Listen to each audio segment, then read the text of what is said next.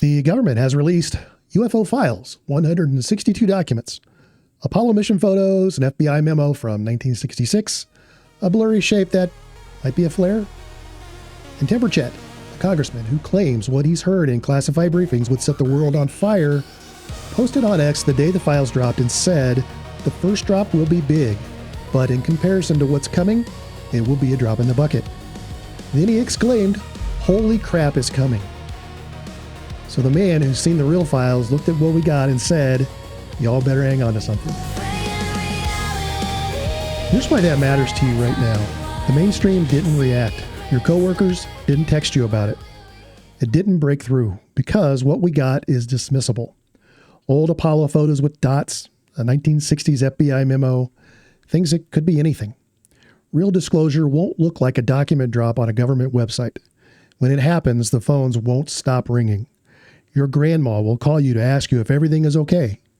That hasn't happened. So we should be honest about what this is. I want to show you something about the language the people with actual clearances are using right now. Because they've stopped using a specific word. And when you hear what they're saying instead, the whole picture shifts. Eric Weinstein, a mathematical physicist, podcaster, not a French voice, posted on X about this. He said there are exactly two eras of disclosure. Era A is ambiguous photos, videos, and stories of poor quality. Era B is material evidence made available to scientists. His take?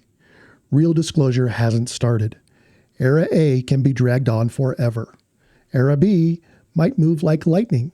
That is, if it ever begins at all. He posted that, and he's not wrong. Because what came out in that first release is Era A. Grainy, deniable, archival. The exact kind of thing that can cycle through social media for 48 hours and disappear, which is exactly what happened. And as I like to say, here's where it gets strange. Because the people who have actually been inside those top secret briefing rooms are no longer calling these things aliens. Anna Paulina Luna chairs the House Task Force on Declassification of Federal Secrets. She has clearance. She's seen the materials. She went on Joe Rogan and said this. They call them interdimensional beings. They're able to move in ways that don't make sense with our current understanding of physics, moving outside of time and space. Then she told the audience, read the Book of Enoch. A sitting U.S. congresswoman, access to classified UAP files, pointing you to a biblical era text about beings that descended from another plane of existence. And it was purposefully removed from the Bible. Here's what I think is actually happening. Luna said it on Rogan. Burchett said it in closed briefings. And then J.D. Vance, the sitting vice president of the United States, publicly suggested that some UAP phenomenon may be linked to supernatural forces. His word, supernatural. 3 officials, 3 separate contexts, the same direction. That's not coincidence. You can't accidentally coordinate on supernatural.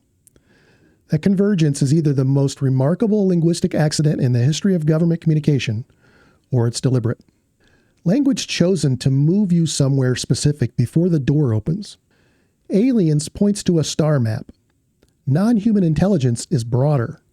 Interdimensional beings that move outside of time and space has no address you can point to. They're not preparing you for gray beings from Zeta Reticuli.